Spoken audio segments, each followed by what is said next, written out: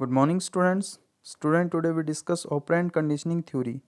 और आज बच्चे इस वीडियो में हम बात करते हैं ऑपरेंट कंडीशनिंग का मीनिंग क्या है, ऑपरेंट कंडीशनिंग को किसने डेवलप किया या किसके प्रोपाउंडर कौन हैं, इसके डिटर्मिनेंट्स क्या हैं, इसके एजुकेशन इम्प्लीकेशन क्या है, और क्लासिकल कंडीशनिंग जो लास्ट वीडियो में हमने बात की थी और ऑपरेंट कंडीशनिंग थ्योरी में क्या डिफरेंस है।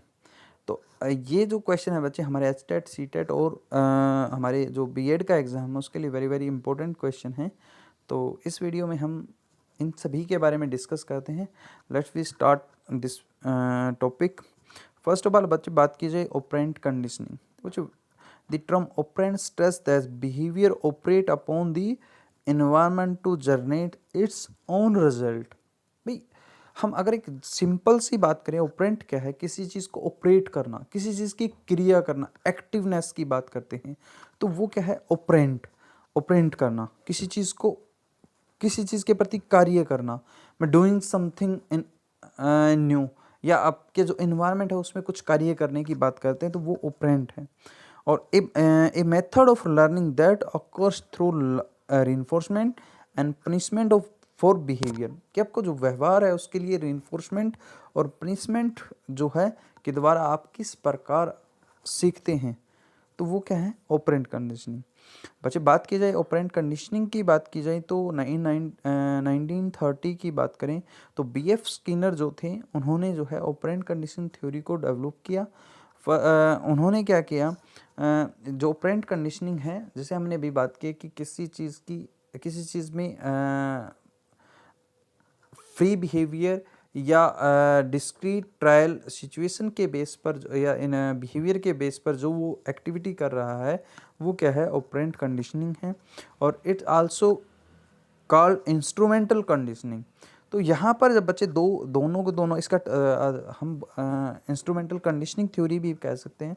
अगर बच्चे इन दोनों ऑपरेंट कंडीशनिंग और इंस्ट्रूमेंटल कंडीशनिंग की बात की जाए तो इन दोनों में थोड़ा सा बेसिक सा डिफरेंस है कि जो इंस्ट्रूमेंटल कंडीशनिंग थ्योरी है वो क्या करती है कि दो डिफरेंट डिफरेंट जो सिचुएशंस हैं, डिस्क्रीट ट्रायल सिचुएशन जो हैं, उसमें क्या करता है कि जो फ्री जो इन्वायरमेंट जो फ्री जो उसका स्ट्रक्चर है उस पर कार्य करने की बात करता है। जब वहाँ पर हम एक्टिविटी करते हैं वो इंस्ट्रूमेंटल कंडीशनिंग है। और ऑपरेंट कंडीशनिंग में free behaviour plus discrete trial behaviour की बात करते हैं तो वो ऑपरेंट कंडीशनिंग की बात करते हैं हम। अगर बात की जाए बच्चे बीएफ स्किनर ने जो एक एक्सपेरिमेंट किया था वो एक भूखे चूहे के ऊपर और एक भूखे पिजन के कबूतर के ऊपर एक्सपेरिमेंट किया था। इन्होंने एक बॉक्स बनाया जिसको स्किनियर बॉक्स का नाम दिया गया। और स्किनियर बॉक्स में क्या किया गया कि उस बॉक्स में उस भूखे चूहे को रखा गया और उस बॉक्स में एक लीवर, एक दीवार के ऊपर एक लीवर लगा दिया गया जिसको दबाने से उसके सामने भोजन मिलेगा और स्टिमुलस मिलेगा और वो दूसरी बार एक्टिव होकर दोबारा फिर कार्य करेगा।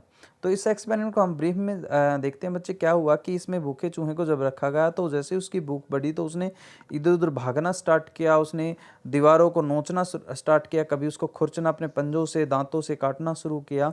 तो एक बार अचानक उसका पैर क्या हुआ कि एक लीवर के ऊपर प्रेस हुआ, जो लीवर उसमें लगा हुआ था, और उसके सामने भोजन हुआ। यही प्रक्रिया उसने बार बार करता रहा और आहिस्ता अंत में उसने क्या किया, जैसे ही उसने भूख लगनी स्टार्ट हुई उसने लीवर को प्रेस किया और खाना मिल गया।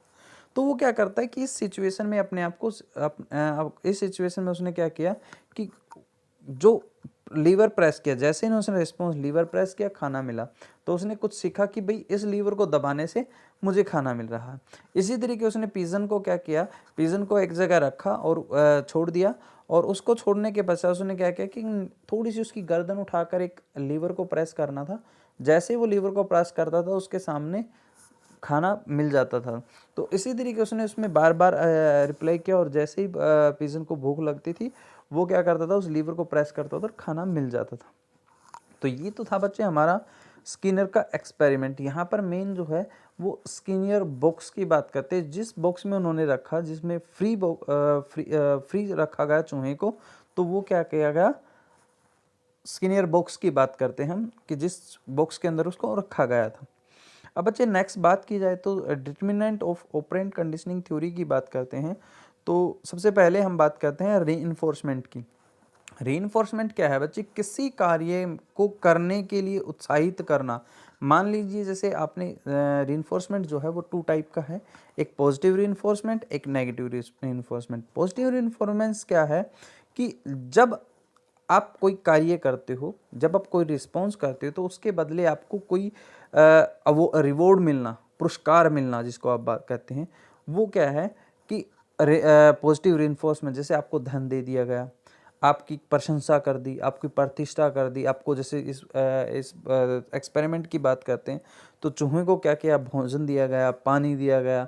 तो इस तरीके के जो स्टिमुलस हैं वो सारे के सारे क्या कहलाएंगे, पॉजिटिव रीइंफोर्समेंट की में काउंट किए जाएंगे। नेगेटिव रीइंफोर्समेंट क्या है कि बच्चे किसी एक चीज़ से प्लान करने की बात हो या एक चीज़ को छोड़ने की बात, उससे उसको छोड़कर किसी दूसरे रास्ते पे जाने की बात करें तो वो नेगेटिव रीइंफोर्समेंट की बात करते हैं। जैसे मैं एक एग्जांपल दिया जाता है कि मान लीजिए कड़ाके की ठंड है, तो आपको ठंड लग रही तो आप क्या करते हो? ठंड से बचने के लिए क्या करोगे? या तो जैकेट पहनोगे, या स्वेटर पहनोगे, या चादर ओढ़ोगे, ठीक है, या आग के पास जाओगे।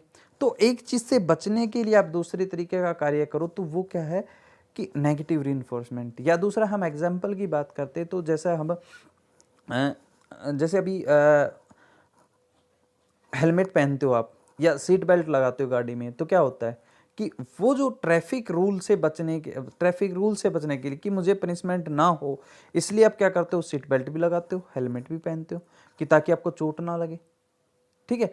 तो उस चीज़ से बचने के लिए आप क्या करते हो? नेगेटिव रीइंफोर्समेंट की बात करते हैं। अगर रीइंफोर्समेंट की बात करते बच्चे, हमारे इसके 3 निर्धारक हैं। तो हम यहाँ पर बात करते हैं नंबर ऑफ रीइंफोर्समेंट, कि भाई आप कितने रीइंफोर्समेंट दे रहे हो। मान लो आपने एक अच्छा कार्य किया तो उसके बदले कितने रीइंफोर्समेंट दिए गए, वो नंबर ऑफ रीइंफोर्समेंट की बात है। जितने उसने अच्छे कार्य किए, हर अच्छे कार्य के प्रति उसको एक रीइंफोर्समेंट देगा। जैसे जितनी बार उसने लीवर को प्रेस किया उतनी बार ही उसके सामने खाना मिला। अगर बाई चांस उसके सामने वो लीवर प्रेस करता, उसको खाना नहीं मिलता, तो अगली बार क्या होता? वो ऐसा करना छोड़ देता। तो इसलिए दूसरी बात की जाए शेड्यूल ऑफ रीइंफोर्समेंट, जैसे ही आपने अच्छा कार्य किया, जैसे ही आपने रिस्पॉन्स दिया, उसके तुरंत बाद आप क्या कर रहे हो? उसको रीइंफोर्समेंट दे रहे हो। जैसे लीवर प्रेस हुआ, तुरंत ही उसके सामने खाना मिला। अगर मान लीजिए लीवर अभी प्रेस हुआ और 15 मिनट बाद, 20 मिनट बाद, 1 घंटे बाद वो खाना मिले, तो क्या है? उसके कोई वैल्यू नहीं बनेगी।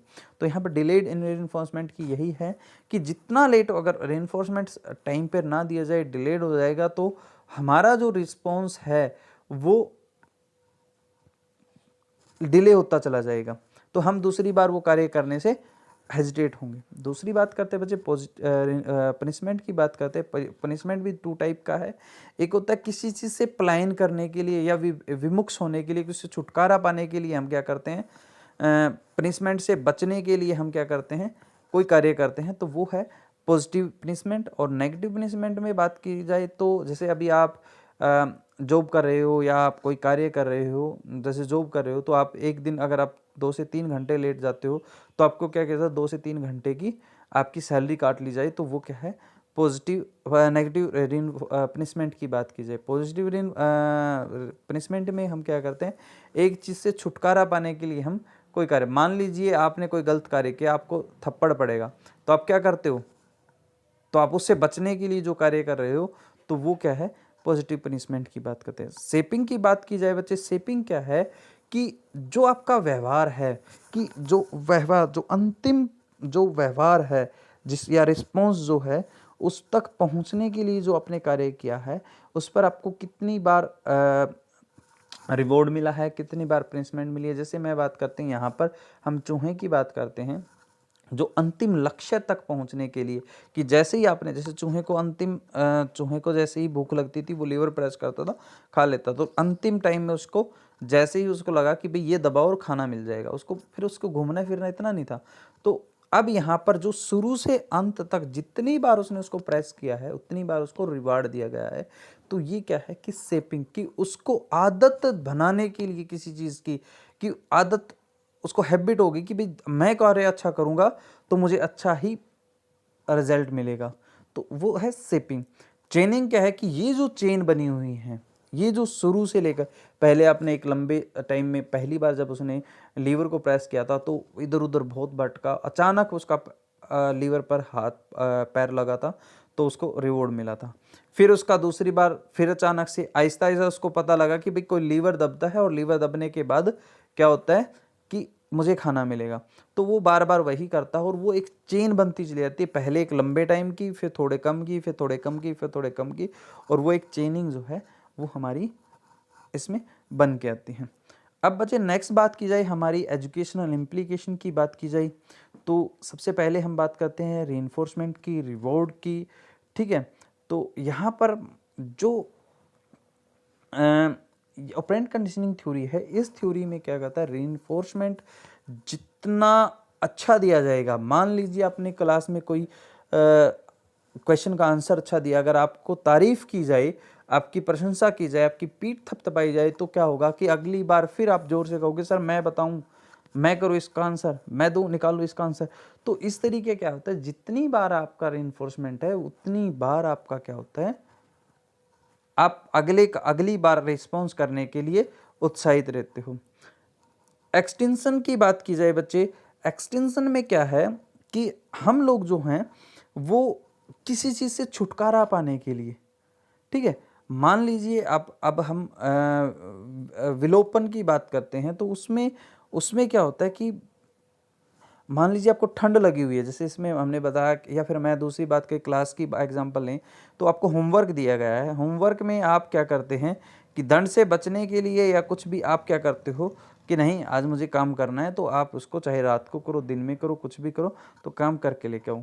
जर्नलाइजेशन की बात करें तो जर्नलाइजेशन में क्या है बच्चे कि हम लोग जो हैं हम लोग मान लीजिए आज एक कार्य पे आपको अच्छा रिस्पांस मिला है, तो अगले कार्य पर भी आपको अच्छा रिस्पांस, मान लीजिए आपको दंड दिया गया है किसी गलत कार्य करने पर, तो आपको दूसरे कार्य पे भी ऐसे इस तरीके के उद्दंडनीय कार्य पर पनिशमेंट मिल सकती है, तो वो जर्नलाइजेशन का फैक्टर वहाँ पर लागू होता है। और डिस्क्रिमिनेशन की बात की जाए बच्चे, तो डिस्क्रिमिनेशन में यहाँ पर हम जैसे अभी रिवॉर्ड्स की बात करते हैं, रिवॉर्ड्स का अगर आप एक तरीके का मान लीजिए हर बार आपको एक ही जैसे अभी आपने एक आंसर दिया, गुड, बहुत बढ़िया, ठीक है, एक ही आपने आंसर दिया, अगली बार फिर आंसर दिया तो गुड, अगली बार तीसरी बार फिर गुड, तो अगर आप हर बार एक नए नए रीइंफोर्समेंट की बात कर रहे हो, तो वो क्या होगा, उतना ही ज़्यादा उत्साहित होकर अगले कार्य को करने के लिए तत्पर रहेंगे।